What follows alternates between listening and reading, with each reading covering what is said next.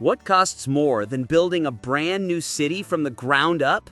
Paying the staggering $150 billion bill when your old one collapses due to a disaster that was, frankly, more administrative than natural. That's the secret truth buried beneath the floodwaters of Hurricane Katrina. It wasn't the most powerful storm to ever hit the US, but it was, without question, the most expensive disaster in American history. And the secret to that $150 billion price tag isn't about wind speeds or rainfall totals. It's about a profound, almost comical series of human logic fails. Welcome to the dark comedy of error that was the Katrina response, where the biggest tragedy wasn't the weather, but our own arrogance.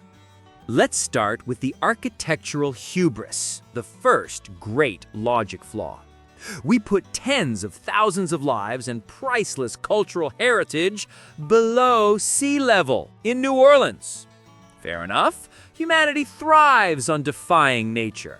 But the logical safeguard, the famed Levee system, it wasn't built to defy a Category 5 behemoth. It was designed by the supposedly brilliant Army Corps of Engineers to handle, at best, a Category 3 storm in most places.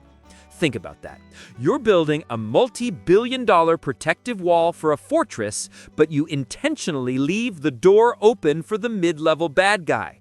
It's the engineering equivalent of installing a state-of-the-art safe, but leaving the combination taped to the outside. The argument? Cost-saving measures, because nothing saves money like a guaranteed $150 billion failure later.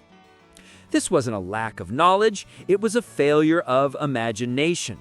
We were too good at planning for the expected minor threat, but utterly disastrous at preparing for the probable maximum threat.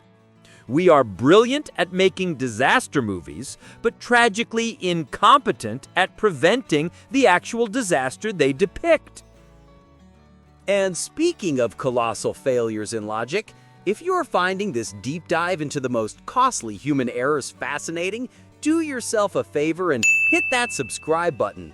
We're here to uncover the logic flaws behind the world's biggest stories, and you don't want to miss what we expose next.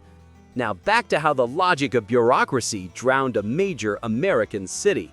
Then comes the administrative absurdity, the logic of bureaucracy. While the storm was still a theoretical ripple in the Gulf, the gears of government were already grinding to a halt. We had federal, state, and local agencies, all with Venn diagrams of overlapping yet never connecting responsibilities. It's the political version of the classic too many cooks in the kitchen scenario, except the kitchen is a major U.S. city and the food is the lives of its citizens. Remember the absurd delays? The truckloads of ice and water sitting on dry highway shoulders miles away from the desperate people in the Superdome? The military assets frozen because a specific 3-letter agency hadn't signed off on the correct 5-page form? The sheer mind-numbing logic fail here is that we design systems to be so meticulously accountable to specific rules that they became utterly incapable of being responsive to a real-time crisis. The most precious resource wasn't money or manpower, it was reaction time. And it was drowned in a sea of red tape and interagency finger-pointing. The disaster was inevitable. The spectacular record-breaking cost was a choice, fueled by slow-motion paperwork. Next, we encounter the most fascinating and depressing human logic error: confirmation bias and administrative denial.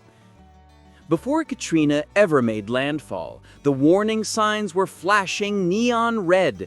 Experts were screaming about the levee deficiencies. Meteorologists were pleading about the storm's severity. But the people in power, the decision makers, were suffering from a psychological ailment.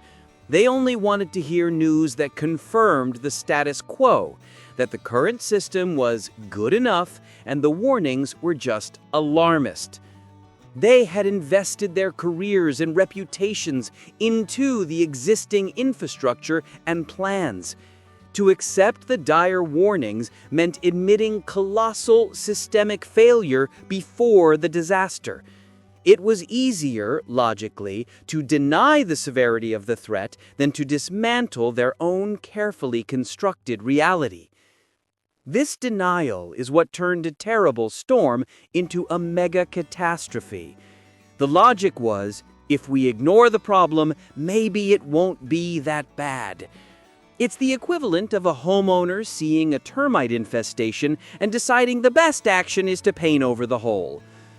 This fundamental flaw in human reasoning, our deep-seated desire for our current beliefs to be confirmed, is perhaps the most expensive ingredient in the entire $150 billion recipe.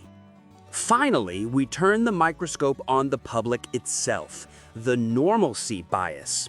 The storm is coming, the mandatory evacuation orders are issued, and yet thousands of residents still chose to stay.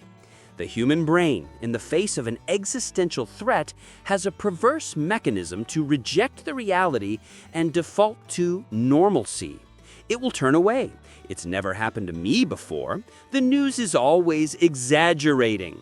This is the logic of self-soothing denial. When the magnitude of the threat is too large to comprehend, we shrink the reality to fit our comfort zone.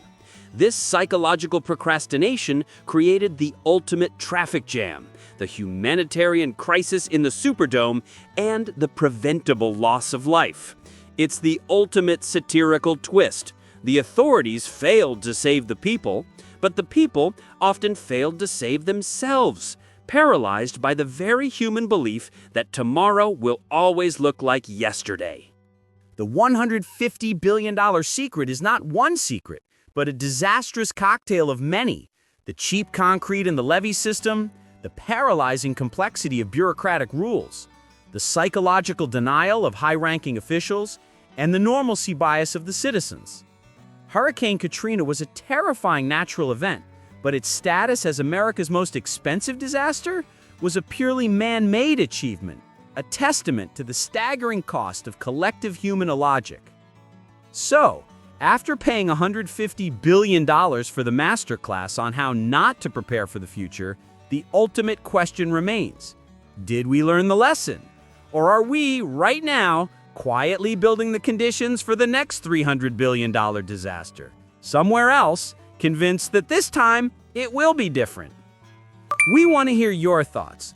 What is the biggest, most absurd logic failure you remember from the Katrina response, or even an event in your own city?